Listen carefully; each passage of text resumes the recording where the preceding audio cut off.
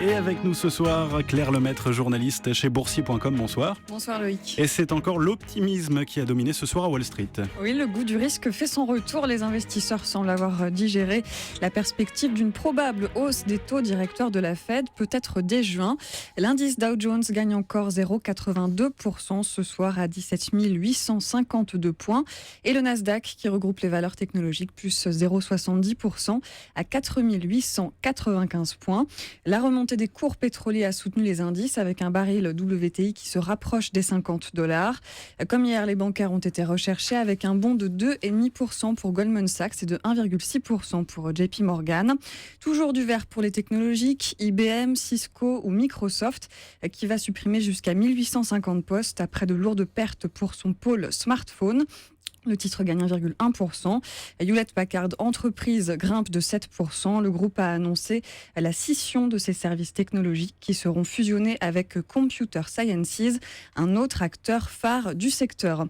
Sur le marché des changes, l'euro se reprend face au billet vert en hausse de 0,11% à 1,1153 $. Le marché parisien garde le cap et s'adjuge encore plus de 1%.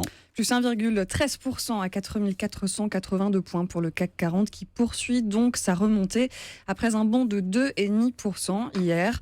Les valeurs bancaires sont restées très bien placées dans le palmarès avec Société Générale en hausse de 5,9% et BNP Paribas qui s'adjuge 2,8%.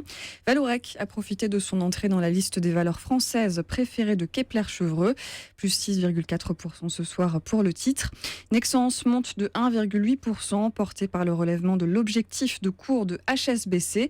Et puis SEB poursuit sur sa lancée d'hier suite au rachat de l'allemand WMF.